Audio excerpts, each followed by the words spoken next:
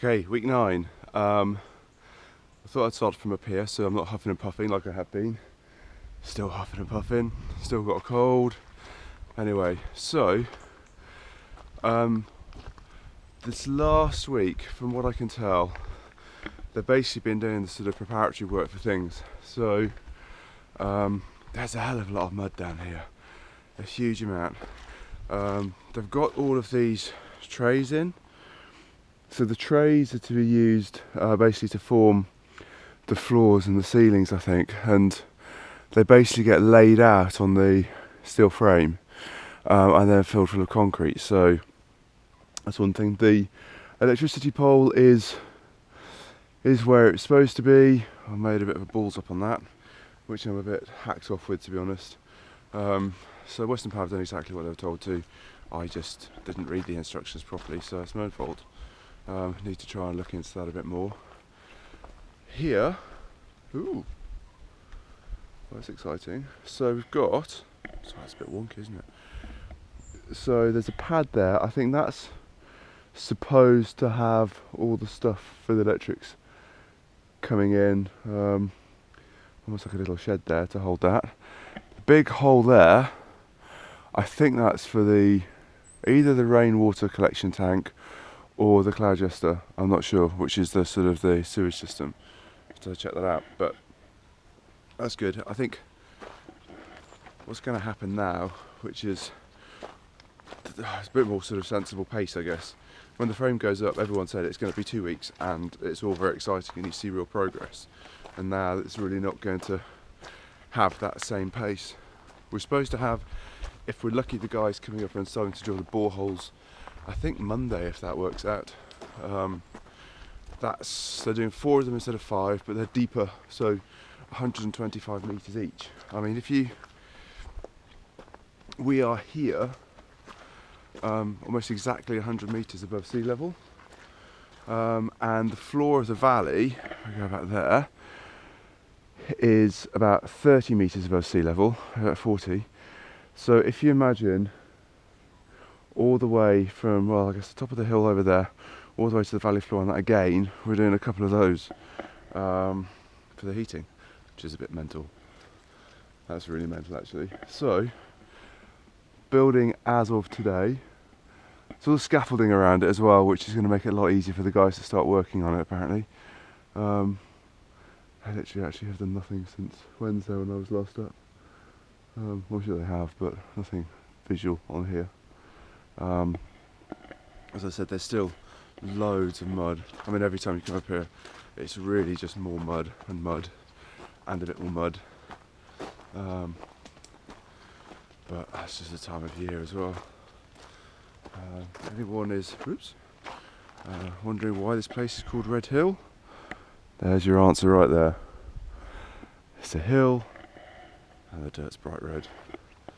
So this is actually where they're going to start putting the boreholes, pretty much all along this track. Obviously down, so you won't see them. They'll get completely covered up, which is quite nice. So although it's going to be a bit of a mess while they do it, it's you won't see anything afterwards, which is great. Anything we can do just to try and put all this back to normal, the end of this will be fantastic, because such a pretty location at the moment.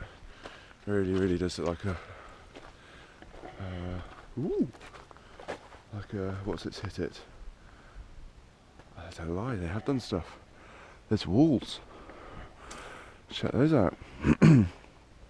Gripes. Oh, well, that's quite surprising. I didn't even realise there were foundations there, to be honest. One might be a bit high. And I think that's the space for the cellar as well. As you can see, this has got a huge amount of mud everywhere. I've lost my wellies as well, so it's really not helping. So we've got that's the cloud jester.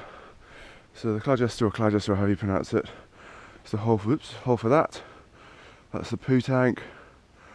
That basically some kind of really clever system so that, yeah, well, obvious what it does really. That's cool. Means I don't have to pay Severn Trent much money. And then here's, I'm trying to get underneath this. I shouldn't be in here. This is the cellar. So that's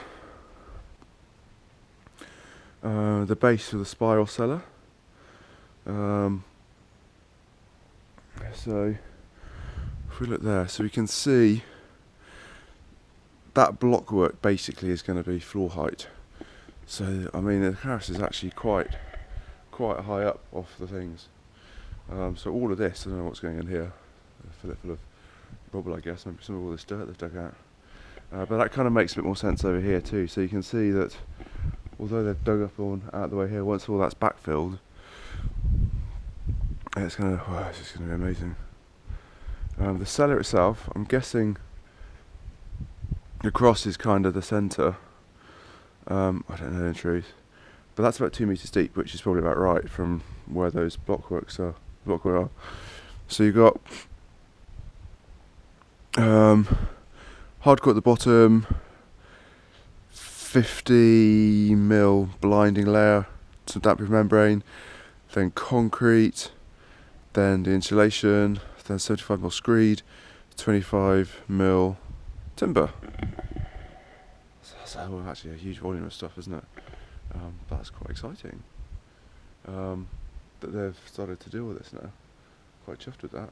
And they've put, so the floor here, this obviously all gets sort of filled up, and this is like more conventional foundations, which is completely opposite of what I thought. I thought it was all suspended, but this bit isn't.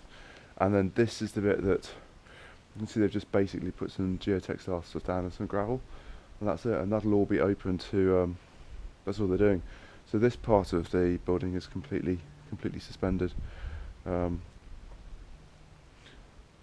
bonkers. Starts to get like a bit of a feel for what it's like. So you've got up here a sort of landing coming out, and then if you imagine this bay in thirds, then the steps go up on this sort of this side, turn at the back I think, and then up there, attaching onto that beam there, a very big light that comes down from the top. There's this wall there, but all of that's open at the back and that's open at there, so it's going to be super bright, really nice and airy. So I think it's probably a quick one this time. It's good actually. They've done a bit more progress than I was expecting.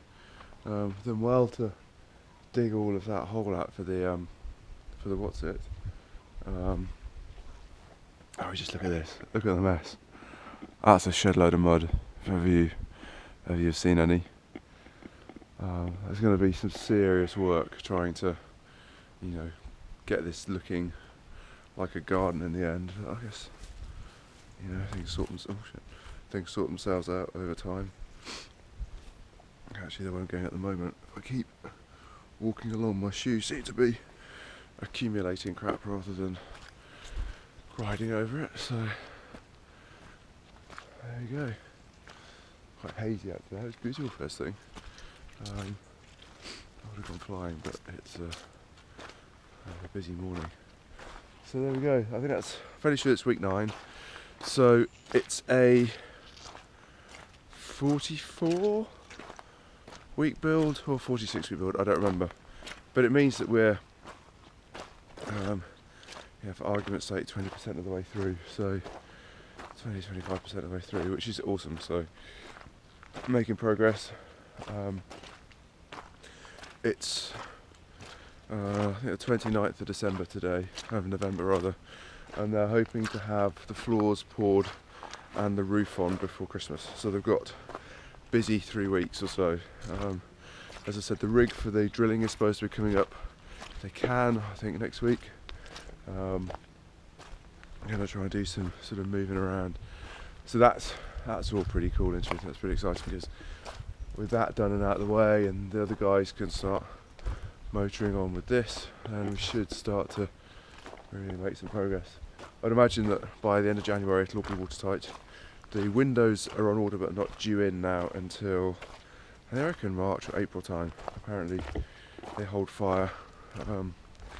Since a lot of the heavy kit's out of the way, just because they don't want to risk breaking things. So yeah, so it's good progress, good progress. That electricity thing over there really is driving me bananas. I really wish I'd looked at that properly. So have a look, see what we can do with that. But there you go. So I'll come up again next weekend. I should have my new car next weekend, which is cool. So yeah, all happening. Catch you later. Cheers.